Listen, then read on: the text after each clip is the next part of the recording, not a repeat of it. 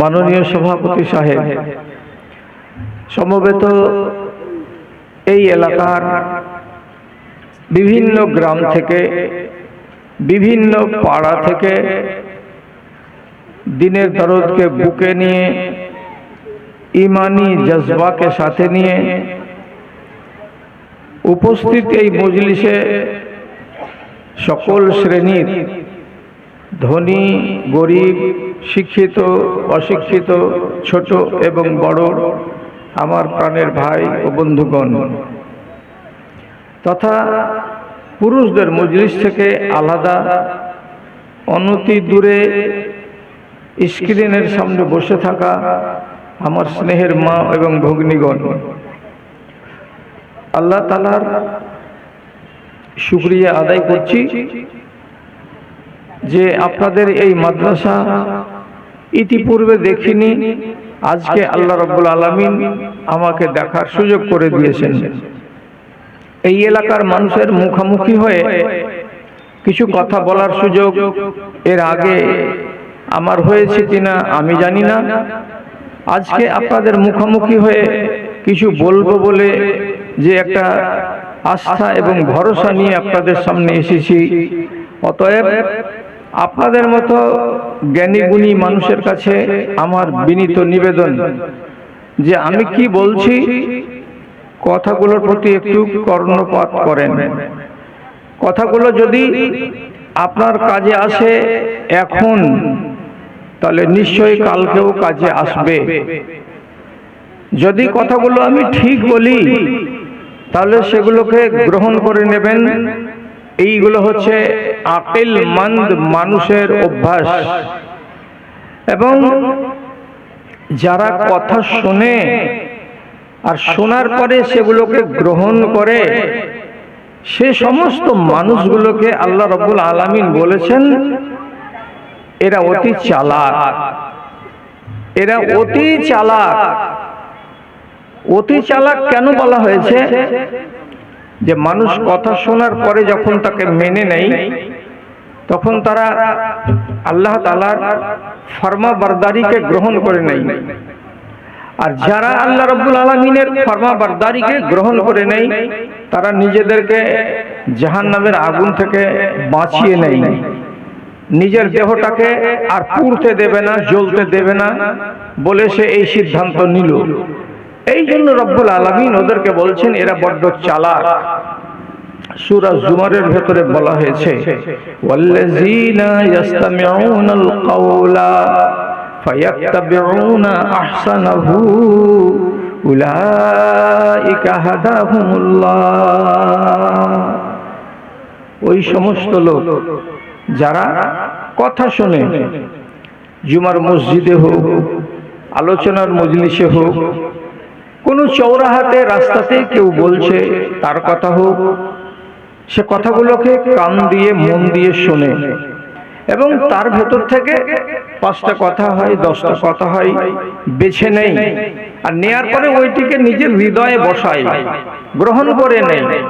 তাহলে সেই মানুষটাকে আল্লাহ রাব্বুল আলামিন বলছেন এরা হিদায়াত প্রাপ্ত লোক, এরা আমার নজরে অত্যন্ত উৎকৃষ্ট, এরা আমার নজরে অত্যন্ত ভালো মানুষ। এই জন্য আপনাদের মতো বাবা জীবনকে বলছি যে যা বলছি সে কথাগুলোর প্রতি একটু কর্ণপাত করুন, সুবিচার করুন। আমি ছোট্ট একটি আয়াত পড়েছি আপনাদের সামনে। এই আয়াতটার আলোচনা করতে করতেই আমার নামে যেটা সময় বরাদ্দ করা হয়েছে 1.5 ঘন্টা কেটে যাবে ইনশাআল্লাহ। তা কি বলতে চাইছি, আল্লাহ তাআলা বলছেন এই লোকটার মতো জালিম দুনিয়াতে আর বড় কে আছে? এই লোকটার মতো অপরাধী আর বড় কে দুনিয়াতে আছে? যেই লোকটার সামনে আমার কথা বলা হলো, আমার কথা বলা হলো, তার মানে কি আল্লাহর কোরআন যা বলছে কোরআনের কথা বলা হলো। আবার লোকটা বুঝলো কথাগুলো, কি বলা হচ্ছে কানে শুনলো, কথাগুলো বুঝলো। তাহলে কথা শুনলো, কথা বুঝলো, বুঝার পরে বাড়ি গিয়ে যেমন কুকুরের লেজ শটাং করে ধরে থাকলে শটাং আর ছেড়ে দিতে গেলে বাঁকা, ঠিক তেমনি যেমনি সকাল হয়ে গেল মানুষগুলো নিজের চালে আবার ফিরে এলো। আর নিজেকে রাতের বেলায় যে বদল করেছিল, বদল করে রাখতে পারলো না, ক্ষণিকের জন্য রাতে বদলেছিল আর সকাল হতে হতে আবার তার পুরাতন চালে ফিরে চলে এলো। অর্থাৎ যে অভ্যাস তার ছিল সেই অভ্যাসেই চলে আসলো, একটুও তার ভেতরে হেরফের দেখতে পাওয়া গেল না।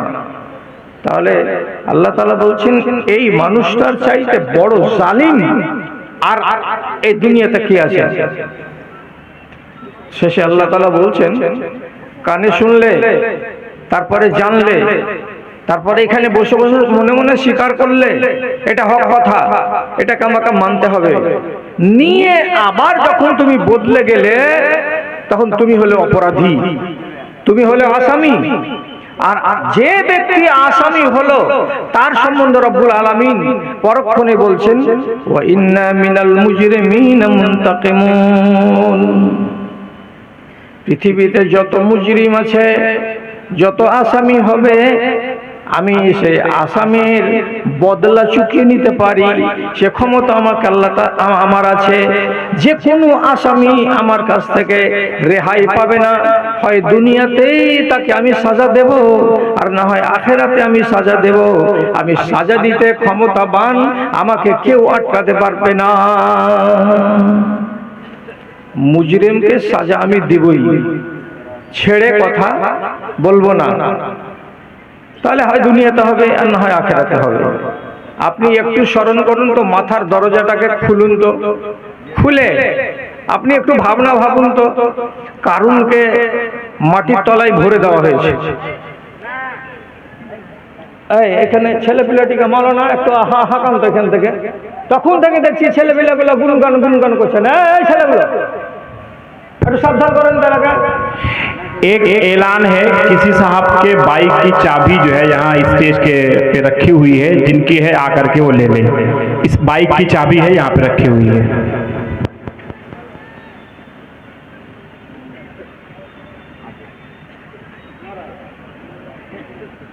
বলছিলাম, কারুনের মতো ধনী মানুষটাকে জামিনের ভেতরে ঢুকিয়ে দেওয়া হয়েছে। হাদিসের শব্দ, ইন্নাহু ইউজালজালু ফি বাতনিল আরজি ইলা ইয়াউমিল কিয়ামা। কিয়ামত যতদিন না হবে ততদিন পর্যন্ত আঘাত করে, 6 আঙ্গুল করে, 1 হাত করে জমিনে ঢুকতে আছে। রেহাই নেই তার। তার অপরাধটা কি ছিল? অপরাধটা ছিল এই যে সে যাকাত হিসেবে মাল, গরিবদের যেটা হক, সেই হকটা সে দিতে রাজি হয়নি, দেয়নি। নবী মুসা যখন লোক পাঠালেন, মুসা নবীর লোককে হুট করে তাড়িয়ে দিল, ভাগো এখান থেকে, একটা কানা করি দেওয়া যাবে না। যতগুলো আমি অর্জন করেছি, আমার টাকা আর পয়সা, এগুলো আমার বিদ্যা বুদ্ধির দ্বারাতে করেছি, তোমার আল্লাহর কোনো অবদান নেই এখানে। তাহলে তোমার গোডাউন হাজার হাজার মাল ভর্তি আছে, সোনা আছে, চাঁদি আছে, উট আছে, ঘোড়া আছে, গাধা আছে, খচ্চর আছে, বকরি আছে, ছাগল আছে, এতগুলো সম্পত্তি সবই তোমার। গরিবের নামে একটা ভেড়া নেই, গরিবের নামে একটা দুম্বা নেই, একটা খাসি নেই, কিছুই পাবে না গরিব। আল্লাহ রাব্বুল আলামিন তার উপরে এতটাই ক্রোধিত হলেন যে শেষ পর্যন্ত বলেই দিলেন যে যাও, তুমি যে মুজরিম, তোমার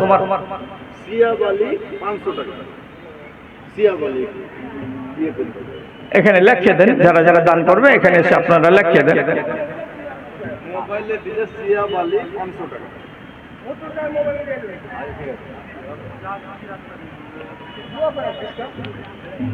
তাহলে তাকে ছাড়া হয়নি, সে মুজরিম বলে তাকে ছাড়া হয়নি। আমি আবার বলছি, যেই লোকটার বাড়িতে খেয়ে পরে, ওর টাকা পয়সা খরচ করে, ওর আঙ্গনাতে মানুষ হয়েছে, লালিত পালিত হয়েছে, সেই মানুষটা যেদিন নবী হয়ে গেলেন 40 বছর বয়সে, সেটা হচ্ছে ফেরাউনের মতো জল্লাদের আঙ্গনাতে নবী মুসার মতো একজন পয়গম্বর। তিনি যখন শুধাতে গেলেন তাকে যে ফেরাউন, তুমি যে পথের উপরে আছো এটা ঠিক পথ নয়, তুমি সোজা পথে এসো, তোমার রাজত্ব আমি কাটতে চাইছি না, তুমি রাজা হয়েই থাকো, কিন্তু তুমি বারবার এই কথাটা বলিও না যে আমি আল্লাহ। আল্লাহ আসমানের উপর আছেন, তাকেই আল্লাহ বলো, আর তুমি নিজেকে আল্লাহর একজন প্রতিনিধি বলো, আর তুমি এখানে রাজত্ব করো, তুমি এখানে খালি পায়ে থাকো, তোমাকে নিষেধ করছি না।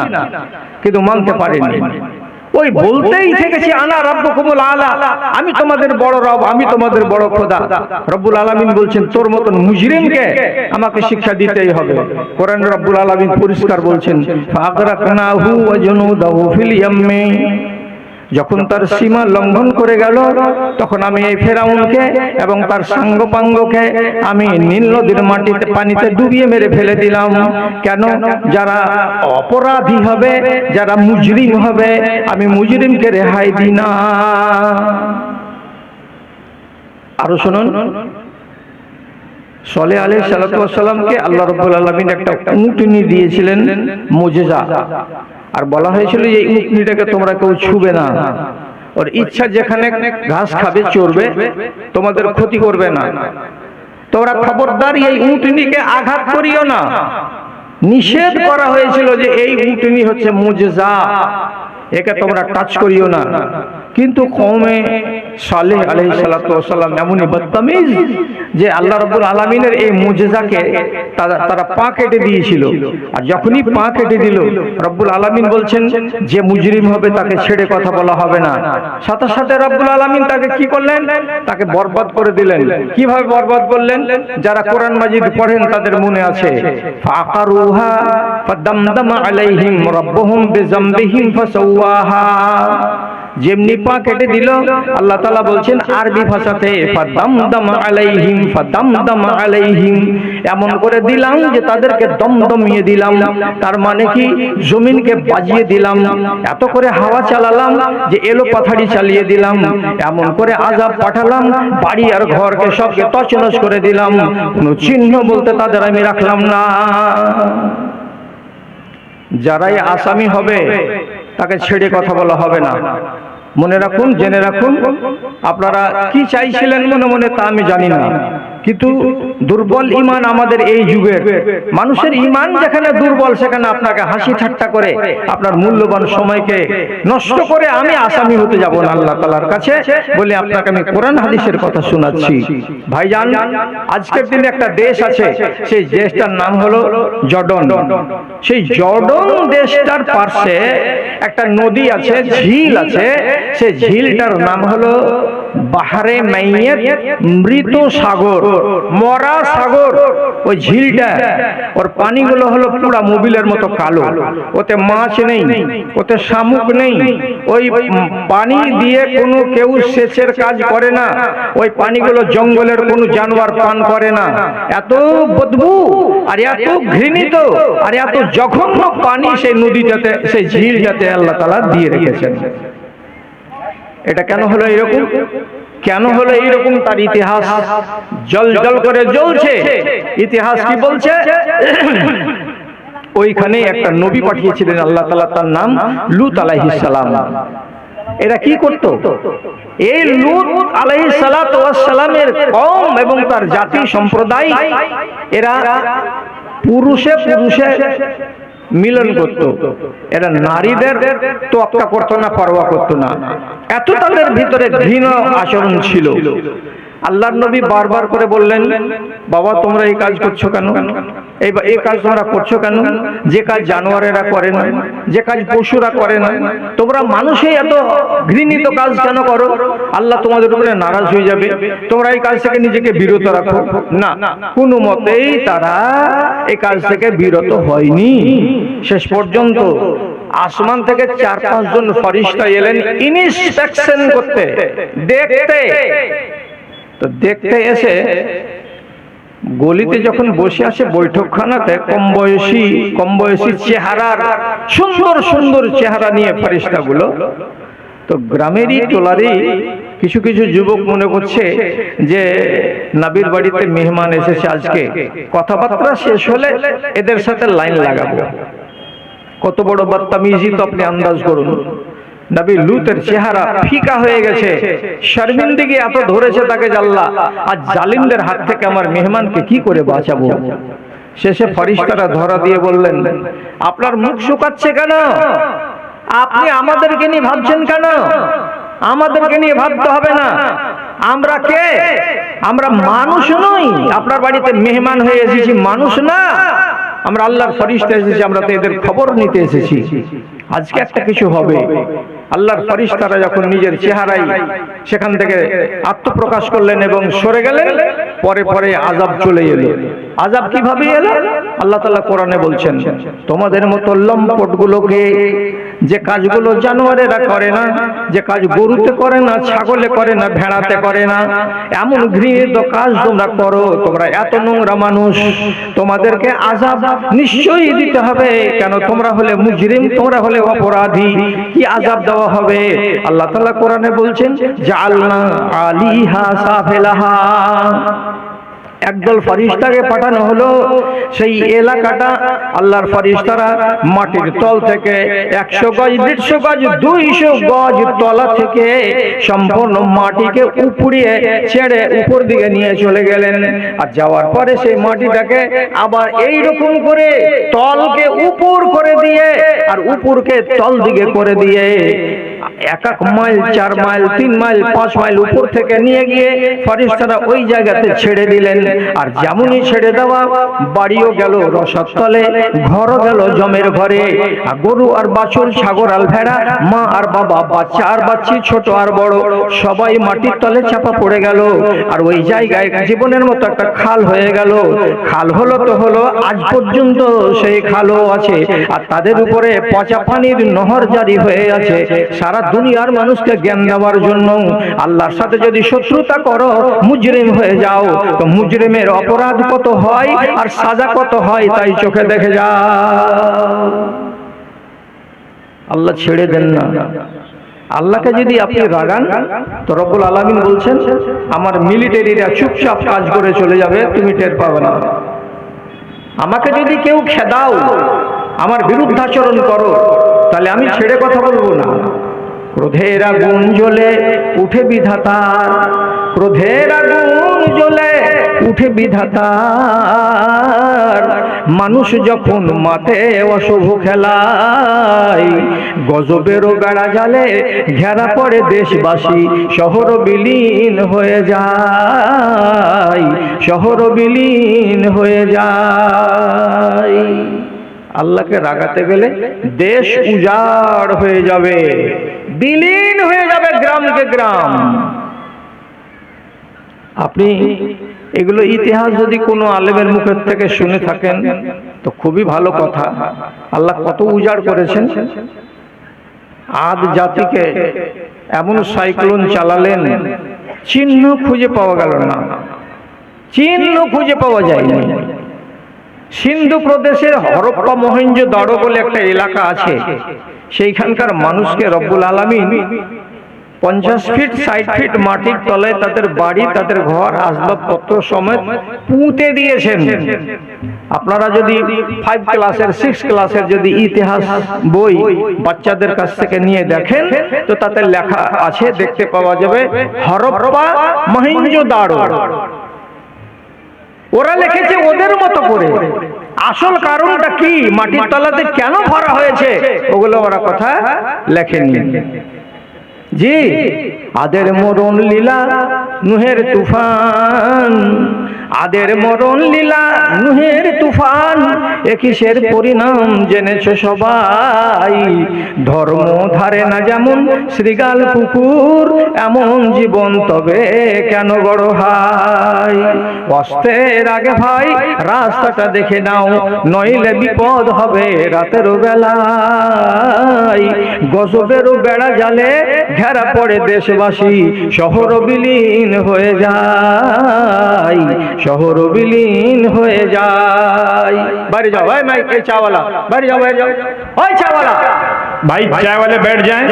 और एक जरूरी ऐलान ये है कि किसी साथी का मोबाइल गुम हुआ है तो वो कमेटी पे आके कांटेक्ट कर लें। किसी साथी को जो ईमानदार साथी हैं अल्हम्दुलिल्लाह उनको मिला है, उन्होंने अपना नंबर दिया है, आकर के अपने मोबाइल की पहचान बताएं और मोबाइल ले जाएं। जिसका मोबाइल गुम हुआ है जल्दी से स्टेज पे आ जाएं। আচ্ছা, এবার ওদের কথা ছেড়ে দেন, আপনি নিজের কথা দেখেন। ওরা আসামি হলো, ওদেরকে আল্লাহ রাব্বুল আলামিন আযাব দিয়েছেন। এখানে যতজন লোক আমরা বসে আছি সব কালেমা গো। কালেমা গো মানে আমরা কলেমাকে বিশ্বাস করি। তাহলে তো আমাদের দাস্তুর হলো কোরআনে মাজিদ, আর আমাদের শরীয়তের মূল কোরআন মাজিদের সাথে সাথে নবী করিম সাল্লাল্লাহু আলাইহি সাল্লামের আহাদিস। এবার আপনি বলুন, বছরে কতটি খুতবা শুনেছেন জুমার? 52টা। হ্যাঁ না না, বছরে কতটি খুতবা হয়? 52টা। তাহলে 52টা জুমার খুতবা আপনি যদি শুনে থাকেন তা কত ওয়াজ শুনেছেন?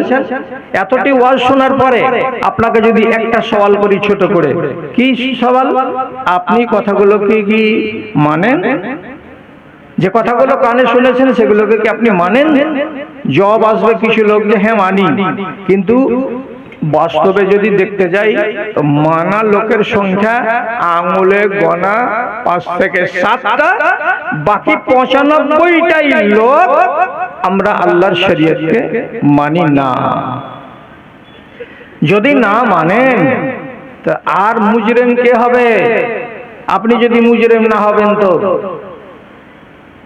আল্লাহর কোরআন প্রমাণ দিচ্ছে জাহিলিয়াতের যুগের যতগুলো ইনসান এরা কেউ চুরির সঙ্গে জড়িয়েছিল, কেউ মদের সঙ্গে জড়িয়েছিল, কেউ সুদের সঙ্গে জড়িয়েছিল, কেউ ব্যভিচারের সঙ্গে জড়িয়েছিল, কেউ রাহাজানির সঙ্গে জড়িয়েছিল, কেউ রাস্তাকে ঘেরে মানুষের মাল লুটে নেওয়ার সঙ্গে জড়িয়েছিল, বিভিন্ন রকম অপরাধে জড়িয়েছিল।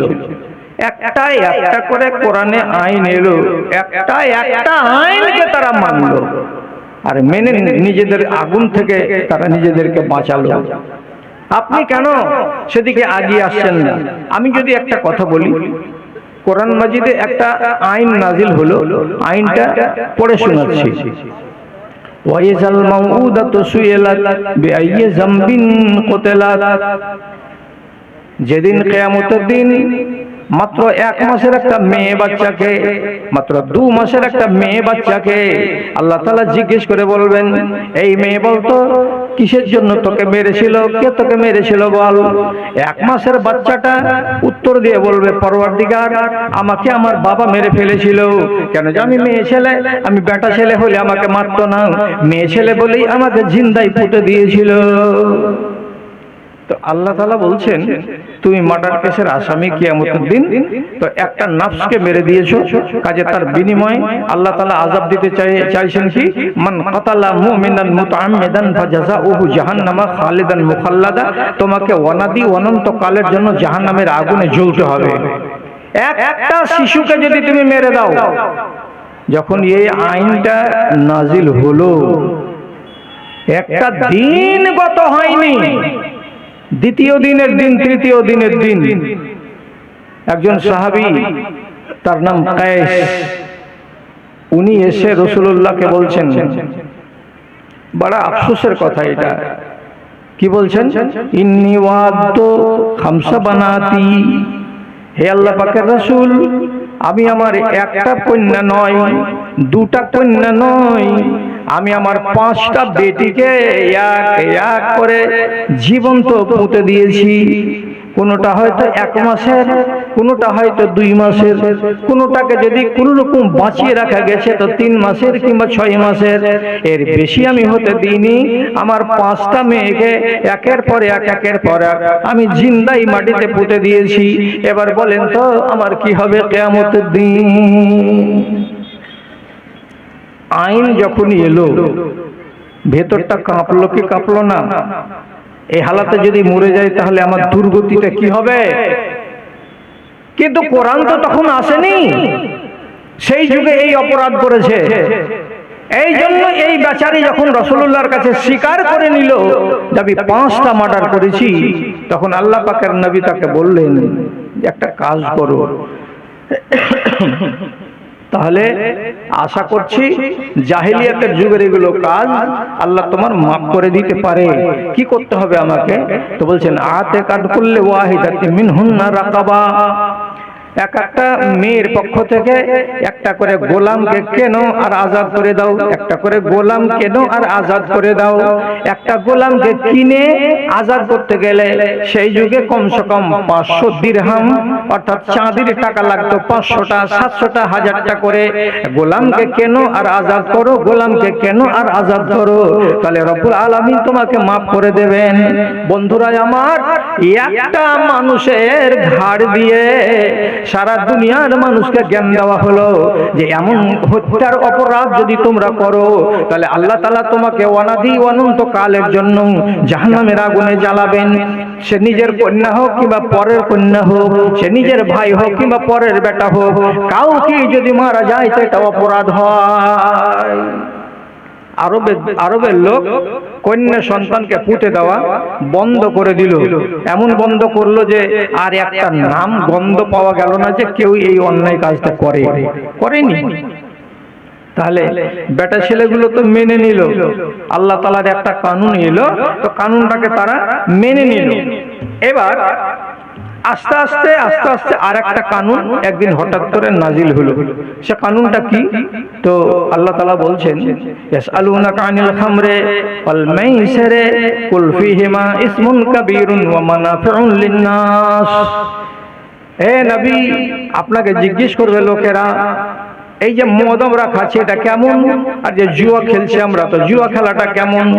নবীজিকে আল্লাহ তাআলা বলছেন এই দুটো হলো গুনাহের কাজ, তবে এর ভেতরে লাভ আছে, এর ভেতরে লোকসান আছে।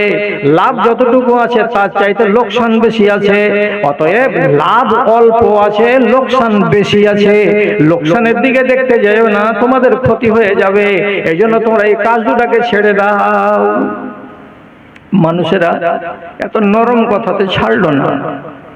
লাভ যখন অল্প করে আছে আর লোকসানও আছে, ছাড়বো কেন? ছাড়লো না।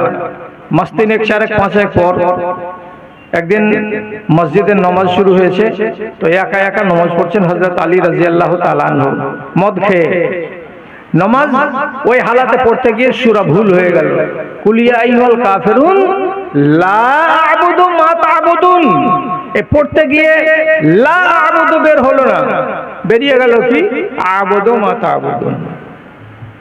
তরজমা একবারে উলট পালট হয়ে গেল। যখনই উলট পালট হলো, হই হুল্লোড় হলো মসজিদে। শেষের বেলায় আল্লাহ তাআলা এবার একটু টাইট করে দিলেন। টাইট করে দেখি বলছেন ইয়া আইয়ুহাল্লাযীনা আমানু লা তাকরাবুস সালাতা ওয়া আনতুম সুকারা।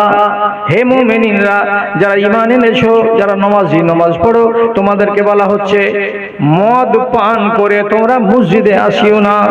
মদ পান করে মসজিদে আসিও না, নামাজে আসিও না।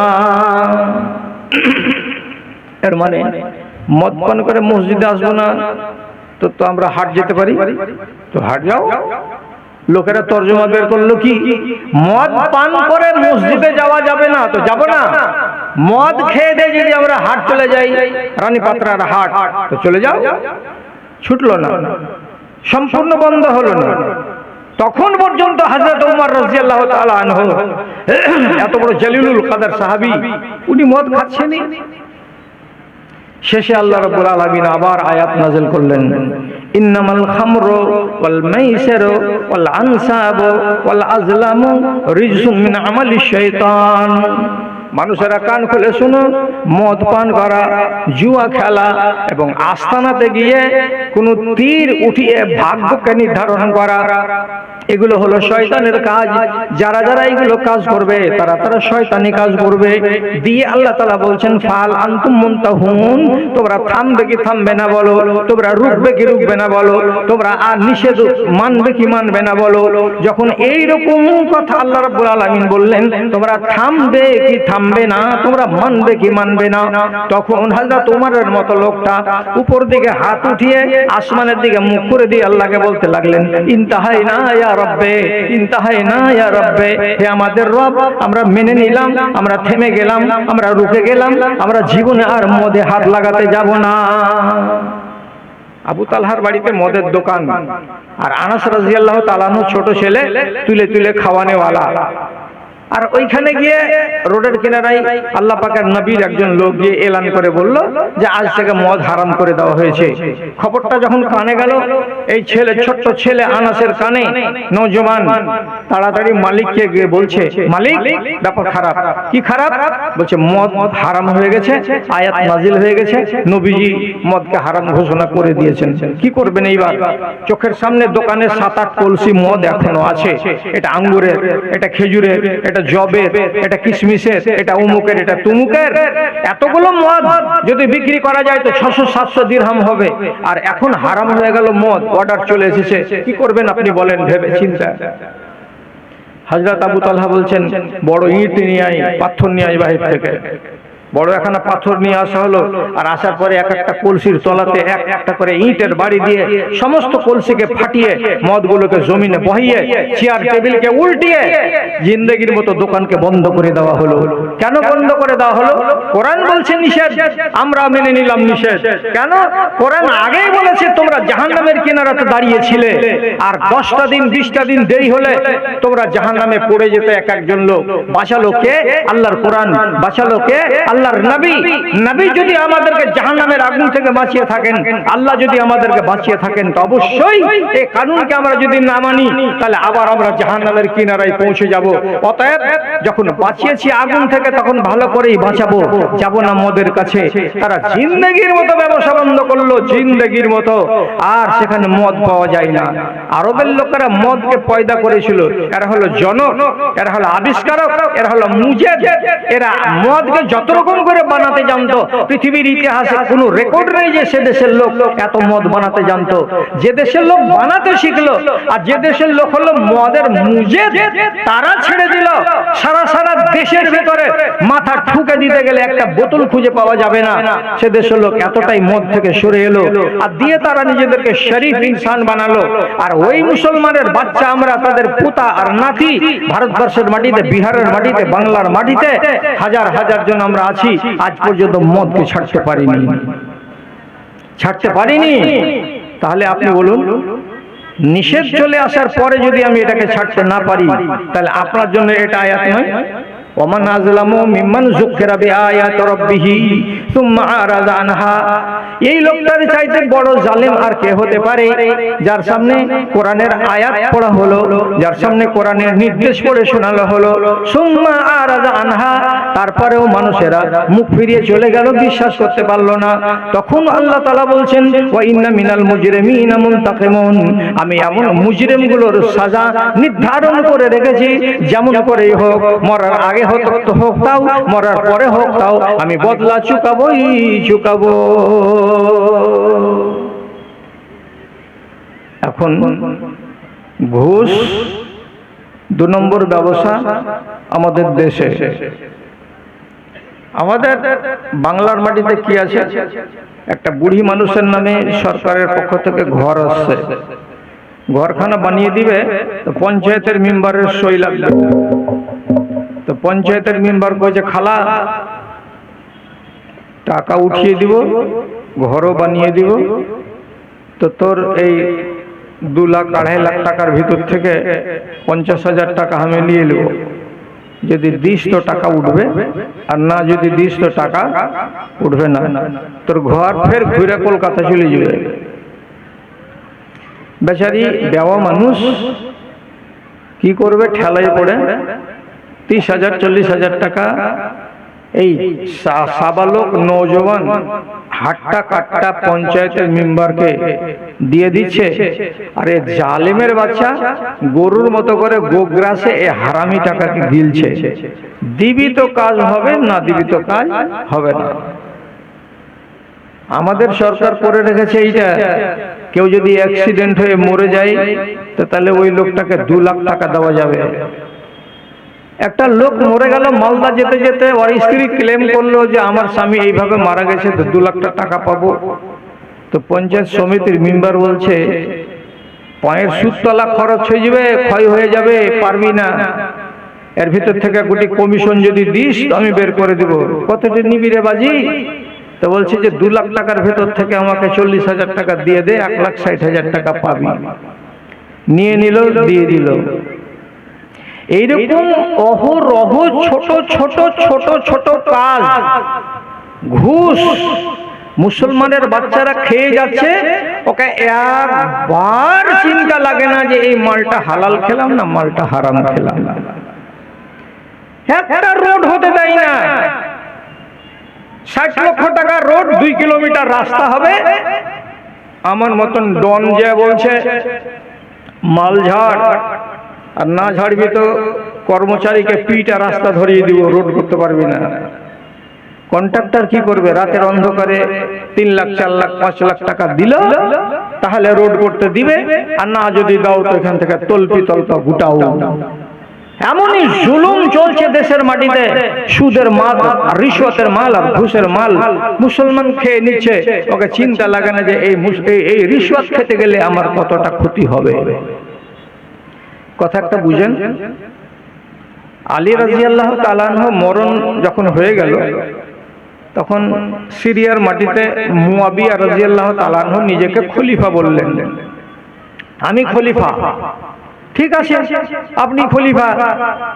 2 বছর গত হলো না, হযরতে মুয়াবিয়া যেখানে সেখানে নিজেদের চালা চামচাগুলোকে বলতে লাগলো যে জুমার মসজিদে খুতবাতে আমার বেটা ইয়াজিদের নাম পড়ে শোনাও, যে আমার পরে আমার বেটা ইয়াজিদ হবে খলিফা। লোকেদের গা সওয়া হয়ে যাক, আমার পরে কে খলিফা হবে? আমার বেটা ইয়াজিদ। তো কাউরি গুজব করতে হবে না, করব না। শুধু এইটুকু বলছি, ইয়াজিদের ব্যবহারগুলো ঠিক ছিল না। বাস শেষ করেন, আর কিছু শুনতে হবে না, আর শুনতে হবে না কিছু। সেই মানুষটাকে খলিফা বলে মানতে হবে আমাকে, আপনাকে। এটা কেমন কথা হলো? দেশের আমির, সে যদি নামাজি না হয়, দিনদার না হয়, তাহলে একে কেমন করে মানা যাবে? মদিনার মসজিদে খুতবা চলছে ওর নামে। তো মদিনার মাটিতে একজন সাহাবী বেঁচেছিলেন, উমরের বেটা আব্দুল্লাহ বিন উমর, বড় সম্মানীয় সাহাবী। নামাজ পড়ার পরে বাইরে বসে আছেন, আর ভেতরটাকে একটু আঁচ করবার জন্য আমর ইবনুল আস রাদিয়াল্লাহু তাআলা আনহুকে গিয়ে বলছেন, এই খলিফার বেটা, তোর বাপ ছিল জাদ্রেল খলিফা উমর, আর তুই হলি ওই জাদ্রেল খলিফার বেটা। তুই নিজেকে খলিফা বল না, হাজার হাজার লোক তোর পিছনে আসবে, আমিও আসবো, অনেক লোক তোকে মানবে, ভক্ত আছে, তুই খলিফা হয়ে যা। আসলে কিন্তু ওই নিয়ত আসেনি, ওর দিলটা কি আছে সেটা জানবে, তার জন্য এসেছে। তখন আব্দুল্লাহ বিন উমর বলছেন, সারা দেশের লোক যদি আমাকে মানে, আর 3টা ন্যাংরা মানুষ যদি বলে যে আমি মানবো না, 3টা কানা যদি বলে আমরা মানবো না, আর সারা দেশের লোক যদি আমাকে মানি, তবু আমি খলিফা হতে যাব না। কেন যে পদ আমি চাই না, মানসাব আমি চাই না, পদের আমি লালায়িত নই। পদ লাগবে না, পদ নিব না আমি। তখন আমর বিন আস মনে মনে বলছে যে লোকটা তো তাহলে খলিফা হওয়ার লোভ রাখে না। তো আরেকটা কথা বলে দেখি কি বলে। কি কথা? তো বলছে, আপনার নামে মাঠে 40 বিঘা জমি বানিয়ে দিচ্ছি, আপনার নামে 2টো বাগান খেজুরের দিয়ে দিচ্ছি, এবং আপনার নামে 5 লক্ষ দিরহাম প্যাকেটে করে আপনাকে দিয়ে দিচ্ছি। এই জন্য দিচ্ছি যে এই মুয়াবিয়া রাদিয়াল্লাহু তাআলা আনহুর পরে একটা লোক খলিফা হবে। সেই লোকটাকে ইরাকের লোক মেনে নিয়েছে, সিরিয়ার লোক মেনে নিয়েছে, মিশরের লোক মেনে নিয়েছে। এখন মক্কা আর মদিনার লোককে বলা বাকি আছে। এই 2 জায়গার লোক যদি মেনে নেয় তাহলে সব ঝামেলা শেষ হয়ে যাবে। তো ওই লোকটাকে তুমি খলিফা বলে মেনে নিবে।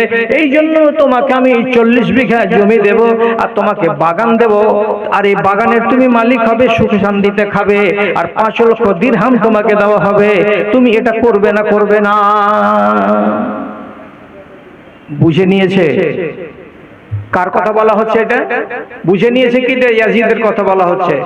তখন সাথে সাথে তিনি বলছেন কি, ইন্না ঈমানি লাইসা বিদিনারিকুম ওয়ালা বিদিরহামিকুম। এ আল্লাহর বান্দা, চুপ হয়ে যাও, দ্বিতীয়বার কথা বলবে না আমার সামনে, আর না হয় এখান থেকে বেরিয়ে যাও, আমার কাছে তোমাকে বসতে হবে না। কেন? আমার ঈমানটা তোমাদের দিরহামের বিনিময়ে কিনা যাবে না, আমার ঈমানটা তোমাদের দিন আর সোনার টাকা দিয়ে কিনা যাবে না। কেন? আমি এসেছি খালি হাতে, আমি কবরে চলে যাব খালি হাতে। আমি টাকা নিয়ে মরতে চাই না, আমি বাগান নিয়ে মরতে চাই না। তোমার বাগান তোমার কাছেই রাখো, তোমার টাকা তোমার কাছেই রাখো। আমি টাকার লোভী নই, আমি বাগানের লোভী নই। আমি খালি হাত এসেছি, খালি হাত কবরে চলে যাব। ঘুষ দিতে এসেছো, ঘুষ দিয়ে তুমি আমাকে রাজি করিয়ে নিবা যে এই লোকটাকে আমি খলিফা বনে মানি? আব্দুল্লাহ বিন উমরের মতো লোক ঘুষ নিতে রাজি হলেন না। তাহলে আমি যদি আজকে এই পিপিলার গ্রামের লোকগুলোকে বলি যে একটা করে কানুন আসছে আর একটা করে কানুন ওরা মেনে নিচ্ছে, সুদের কানুন মেনে নিল, মদের কানুন মেনে নিল, মানুষকে হত্যা করবে না মেনে নিল, ঘুষ নিবে না মেনে নিল, আপনি কেন মানবেন না কানুনগুলোকে? আপনাকে তো মেনে নেওয়া দরকার। বেটা ছেলেদের কথা আর বেশি বলছি না, আমি মা বোনদের কথা বলি। একটা উদাহরণস্বরূপ বলি, মায়েরা যারা যারা ঈমান আনতো, রাসূলুল্লাহ তাদেরকে সামনে বসিয়ে বয়াত নিতেন চারটা কথার উপরে। বলো, এই মেয়ে লোকটি বলো, কি বলো? তোমরা শিরিক করবে না, এক। তোমরা চুরি করবে না, দুই। তোমরা কাউকে অপবাদ দেবে না, তিন। তোমরা জাহিলিয়াতের যুগে যেভাবে মানুষেরা গলা বাজিয়ে বাজিয়ে কান্না করত, কপালে মেরে মেরে কান্না করত, বুক চাপড়ে চাপড়ে কান্না করত, গাল নুচে নুচে কান্না করত, এরকম করে তোমরা কান্না করবে না। বয়াত করো, ওয়াদা করো, অঙ্গীকার করো, তাহলে তোমাদের ঈমানটা মজবুত হবে। করো। একদিন 5-7 জন মেয়ে ছেলে রাসূলুল্লাহর কাছে সব কথার উপরে বয়াত হলো। হতে হতে হতে হতে তোমরা কান্না করবে না জাহিলিয়াতের যুগের মতো করে। যখন এই কথাটা রাসূলুল্লাহ বললেন, তখন 4-5 জন মেয়ে ছেলে বলছে, জি কথা দিলাম, আমরা আর আগের মতো করে কান্না করব না। কিন্তু একটা বয়স্ক বেটি ছেলে, যার বয়স 50-55 হবে, ও বলছে যে আমি কিন্তু এটা করতে পারলাম না রাসূল, আমাকে সময় দিতে হবে, আমি এক্ষুনি ওয়াদা করতে পারলাম না যে কান্না করব না। রাসূলুল্লাহ বলছেন, বারে কেন পারবে না তুমি কান্না এরকম বন্ধ করতে? তখন মেয়ে লোকটি কি বলছে, কি বলছে? আল্লাহ পাকের রাসূল, আমাদের দেশের নিয়ম আছে, আমার যদি মা মরে যায়, আমি যদি একাই কাঁদি তো যথেষ্ট হবে না। তার জন্য 2-4টা মেয়ে ছেলেকে টোলা থেকে ধার করে নিয়ে আসি, আর আসার পরে সবাই মিলে জুলে আমরা কান্না করি। তাতে হয় কি, কান্নাটা উসুল হয়ে যায়, মায়ের হক আদায় হয়। তাই আমার বাড়িতে একটা মানুষ মরেছিল, আমাকে কান্না কেঁদে দিয়ে গেছে 4-5টা মেয়ে ছেলে। যতদিন পর্যন্ত ওদের কান্না আমি না কেঁদে দিব, ততদিন শোধ হবে না। আর যতদিন শোধ না হবে, ততদিন এটা বয়াত করা যাবে না। যদি বয়াত করে নি, তাহলে কান্নাটা তাদের কেমন করে শোধ করব? ওরা আমার মায়ের বাড়ি, আমার মায়ের মরাতে কান্না কেঁদে দিয়েছে, ওর বাপ মরতে গেলে আমাকে কান্না কেঁদে দিতে হবে। এটা যতদিন শোধ না হবে ততদিন করা যাবে না। এটা নিয়ম ছিল, ধার করে কান্না করার লোক নিয়ে আসা। নবীজি তখন বলছেন, বাবা এই ব্যাপারটাকে নিয়ে তুমি ভাবোগা, দেরি করা চলবে না, আর এগুলো করাও চলবে না। তোমার মা মরলো তো তুমি কাঁদবা, তো গালা কেন কাঁদবে? ওর মা মরলো তো ওর বেটা বেটিরা কান্না করবে, তুমি কেন কাঁদতে যাবে? এই কান্না আবার ধার করা কেমন হয়? এটা চলবে না। শেষে বাড়ি গেল, আর বাড়ি যাওয়ার পরে একদিন পর বুঝলো, ঠিকই তো, আমার মা মরলো তো আমি কাঁদলাম, ও কেন কাঁদবে? পয়সা দেওয়া কান্না। ওর মা মরবে তো ও কাঁদবে, আমি কেন কাঁদতে যাব? পয়সা দেওয়া কান্না। এটা কান্নার কোনো দাম আছে? না না না, এটা করা যাবে না। 3 দিন কত হলো না, বেচারে আবার নবীজির কাছে ছুটে এলেন, আর আসার পরে বলছেন, আল্লাহ পাকের রাসূল, যে জিনিসটা আমি মানতে পারিনি গত 3 দিন আগে, আমি ওটাকে মেনে নিচ্ছি, আমি আর এ কাজ করব না, আমি কান্না করব না। তাহলে আড়ালে যে মা কটা বসে আছেন তাদেরকে বলছি, ওই মাগুলোর দিকে তাকাও, আর তাকাবার পরে নিজেদের ভেতরে একটা এই জিনিসকে জাগিয়ে তোলো যে একটা নিষেধ নবীজি বারণ করলেন তাদেরকে যেটা করতে হবে না, তো তারা মেনে নিতে পারলো। আর আজ তোমাকে অন্য কথা যদি বলা যাচ্ছে, বারণ করা যাচ্ছে, তো তুমি বারণ মানো না কেন? কি বারণ তোমাকে করেছি, কি বারণ তোমাকে করছি? পরের ছেলের গায়ে হলুদ লেওয়া হাত তুমি লাগাতে পারবে না। পরের বেটার বিয়ে, আর সেই বেটাকে রাতের বেলায় হলুদ যদি মাখাই, কে মাখাবে? যদি মাখাই তো কে মাখাবে?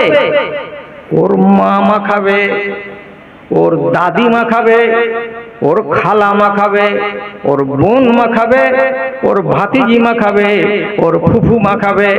এমন মেয়ে ছেলেগুলো বাচ্চাটার গায়ে হাত লাগাবে, জোয়ানটার গায়ে হাত লাগাবে, যে মেয়েগুলো তার জন্য হারাম, যাদেরকে বিয়ে করা যায় যে নয়, এমন মেয়ে ছেলে পেলেকে মাহারাম বলা হয়।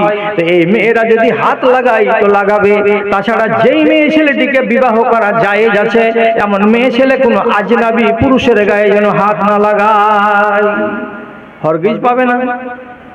তারপরেও সর্দারের বেটার বিয়ে লাগতে গেলে গোটা পাড়ার মেয়েরা ওকে হলুদ লাগাবে। কত বড় অন্যায় কথা! আমার বাড়িতে, আপনার বাড়িতে বিয়ে লাগলো, আমার ছেলের গায়ে পাড়ার মেয়েরা কেন এসে হাত লাগাতে যাবে? এটা অন্যায় কথা। আর আর বড় কথা, গলা আওয়াজ পেড়ে ফেড়ে, গলার আওয়াজকে বড় বড় করে রাতের বেলায় যে তোমরা সারাটা রাস্তার লোককে শোনাও গলার আওয়াজ, এই হলো আর সেই হলো, এই করলাম আর সেই করলাম বলে যে গীত গাও, তোমাকে কেউ বারণ করেনি জীবনে, কেউ বলেনি এতদিন পর্যন্ত যে তোমার এই গলার আওয়াজ এবং গীত সহকারে বাইরের লোক শুনবে। তো তাহলে তুমি কোন খাতায় তোমার নামটা গেল আর কোন খাতায় তোমার নামটা যাবে, তুমি চিন্তা করে দেখোনি? রাসূলুল্লাহ বলেছেন, লান ইউতানা ফি রাসি আহাদিকুম মাখিতান খায়রুল লাহু আন ইয়ামুসা ইয়াদাহু ইমরাতিন লাম তাহিল্লু লাহু। একটা মানুষের মাথার উপরে যদি 1 ইঞ্চি একটা কাঁটাকে হাতুড় দিয়ে গেড়ে দেওয়া যায়, ঠুকে ঠুকে হাতুড় দিয়ে যদি তার মাথায় চাঁদিতে একটা কাঁটাকে গেড়ে দেওয়া যায়, এটা তোমার জন্য ভালো হবে। কিসে থেকে? তোমার হাতখানা আজনাবি মেয়ে ছেলেকে ছুঁয়ে নেবে, এটার থেকে। আজনাবি মেয়ে ছেলেকে ছুঁয়ে নিতে গেলে তোমার জীবন যাবে না বটে, তোমার ঈমান চলে যাবে। আর একটা কাঁটা যদি তোমার মাথায় ঢুকিয়ে দেওয়া যায় তো তোমার জীবন চলে যাবে, কিন্তু তোমার ঈমান যাবে না, ঈমান তোমার বেঁচে যাবে। তার জন্য নবীজি বলছেন, কাঁটা মাথায় ঢুকে যাওয়াটাও ভালো রে, কিন্তু একটা আজনাবি মানুষকে ছুঁয়ে নেওয়া তোমার জন্য ভালো নয়। কেন যে এটা হতে গেলে তোমার ঈমান থাকবে না। পুরুষ যদি হও তোমার ঈমান থাকবে না, নারী যদি হও তোমার ঈমান থাকবে না। এই জন্য রাসূলুল্লাহ সাবধান করে বলছেন, হরগিজ হরগিজ আজনাবিকে ছুঁয়ে দেখতে যেও না।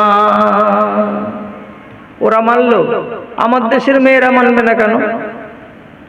কি জন্য মানবে না? এরা ভাইয়ের বিবাহ, চাচাতো ভাইয়ের বিবাহ, মামাতো ভাইয়ের বিবাহ, বংশের কোন লোকের বিবাহ শুনতে গেলেই আমাদের মা খালাদের মন খালি সুট সুট সুট সুট সুট সুট করে, কখন চড়বো গাড়িতে আর কখন যাব। কি যাব? তো বারাতি, বারাতি যাবে। 100টা লোক যাবে বেটা ছেলে, তার মাঝখানে 20টা যুবতী নওজওয়ান মেয়ে ছেলেরা যাবে। সে কি পোশাক আহামরি, যে পোশাকের উপরে পর্দা নাই, মাথা ঢাকার ব্যবস্থা নাই, শুধু সালোয়ার আর জাম্পার, পায়জামা আর উপরে গাংটা, এই দুটো কাপড়কে গায়ে দিয়ে, আল্লাহ আল্লাহ, পুরো মাথা খোলা, পুরা চেহারা খোলা, বরযাত্রীর বেশে পুরুষদের সাথে হুড়াহুড়ি করে এক জায়গা থেকে আরেক জায়গায় যাবে, আর তারপর ওইখান থেকে আবার আসবে। এটা তো আনন্দ কিসের এত? এইভাবে পুরুষদের সাথে নারীরা হুড়োহুড়ি করতে পারবে? এটা কি শরীয়ত সম্মত কথা? একটা শুধু কথা বলছি, মানার থাকে তো মানো, আর না মানার থাকে তো আমার কিছু করার নেই। তুমি তোমার নিজের তকদিরকে বদলাবা, তুমি তোমার নিজের নসিবকে খারাপ করবা, তো সেটা তোমার ব্যাপার। রাসূলুল্লাহ একদিন দেখলেন মসজিদে নববী থেকে যখন নামাজ শেষ হয়ে যাচ্ছে, তখন ছেলেরা আর মেয়েরা মসজিদ থেকে বের হচ্ছে, তো হুড় হুড় হুড় হুড় করে বের হচ্ছে। এর গা ওর গায়ে লাগছে, ওর গা এর গায়ে লাগছে, ঠেলাঠেলি হচ্ছে, হুড়াহুড়ি হচ্ছে, গুতাগুতি হচ্ছে। তখন রাসূলুল্লাহ বললেন, আলাইকুন্না, মেয়ে ছেলেরা শোনো, ইস্তাখিরনা ইস্তাখিরনা আলাইকুন্না বিহাফাতিত তারিক। ও মায়েরা, মেয়েরা, তোমরা থেমে যাও, তোমরা আগে আগে মসজিদ থেকে বের হবে না। যখন সালাম ফিরা হয়ে যাবে, নামাজ কমপ্লিট হয়ে যাবে, তখন তোমরা কিছুক্ষণ মসজিদের ভেতরে ধৈর্য ধরে বসে থাকো। পুরুষ লোক যারা আছে তারা এক এক করে বেরিয়ে যাবে, আর বেরিয়ে যাওয়ার পর তোমরা মেয়েরা তারপরে বের হবে। একাই যখন তোমরা মসজিদ থেকে বের হবে, তখন তোমাদের সঙ্গে, আচ্ছা ঠিক আছে, কারো গায়ে হুড়াহুড়ি হবে না, লড়ালড়ি হবে না। তুমি সালামতিতে বাড়ি যাবে, পুরুষরাও সালামতিতে বাড়ি যাবে। এই জন্য তোমরা একসঙ্গে মসজিদ থেকে বের হইও না। রাসূলুল্লাহ মসজিদ থেকে বের হওয়ার কালেও আইন করে দিলেন যে যাতে হুড়োহুড়ি না হয়, গুতগুতি না হয়। তারা মেনে নিল, আর তারা মেনে নিয়ে নিজেদেরকে শরীফ বানাতে পারলো, তারা মেনে নিয়ে নিজেদেরকে খুশনসিব বানাতে পারলো। আর আমরা গাড়ির গাড়ি ওয়াজ শোনার পরে নিজেদেরকে বদনসিব বানিয়ে আজ পর্যন্ত রেখে দিলাম। এটা দুঃখের কথা নয়? বড় দুঃখের কথা। যাক, কথা আপনারা অনেক শুনলেন, অনেক শুনছেন, আবার অনেক শুনবেন। এখনো অনেক আলেম বক্তা বাকি আছেন। তো তার আগে আগে যদি কোনো ভাই থেকে থাকেন এমন, যদি কোনো ভাই এমন থেকে থাকেন যিনি এই মুহূর্তে আমার হাতে কিছু দিবেন মনে করে আছেন, এই ভাইকে আমি ডাকছি, একটু আসুন তো দেখি, একটু আসুন তো, একটু আসুন। যদি বলেন যে হ্যাঁ আমি বাকি আছি, আমি এখন পর্যন্ত দিইনি, তাহলে আপনাকে ডাকছি আমি আল্লাহর ওয়াস্তে, যে কি দিবেন আপনি, কতটি দিবেন মনে করে আছেন? মাশাআল্লাহ, 1 2 3 4 2000 টাকা। এখানে বাড়ি। মানুষের পূজা কি করে মানুষ করে, তাগুতের লাগি সেলামি গোলামি, ধর্ম কাদিয়া মরে, হ্যাঁ ধর্ম কাদিয়া মরে। জ্ঞান পাপিয়েরা পাইনি কো দিশা, নয়তো না ফরমান, গুনাহের গ্লানি দাও গো মুছায়ে, করে তোলো মহিয়ান, করে তোলো মহিয়ান। মানুষের হাতে বিপন্ন না হয় আর মানুষের স্বাধীনতা, বেহাল ধরণীতে স্বর্গ গড়ে দাও তুমি হে দয়ালু দাতা, তুমি হে দয়ালু দাতা। তাগুতের মুখে ছাই পড়ে যাক, তাগুতের মুখে ছাই পড়ে যাক, দূর হোক শয়তান, গুনাহের গ্লানি দাও গো মুছায়ে, করে তোলো মহিয়ান। বিশ্বজাহানের প্রতিপালক ওহে রহিম রহমান, গুনাহের গ্লানি দাও গো মুছায়ে, করে তোলো মহিয়ান, করে তোলো মহিয়ান।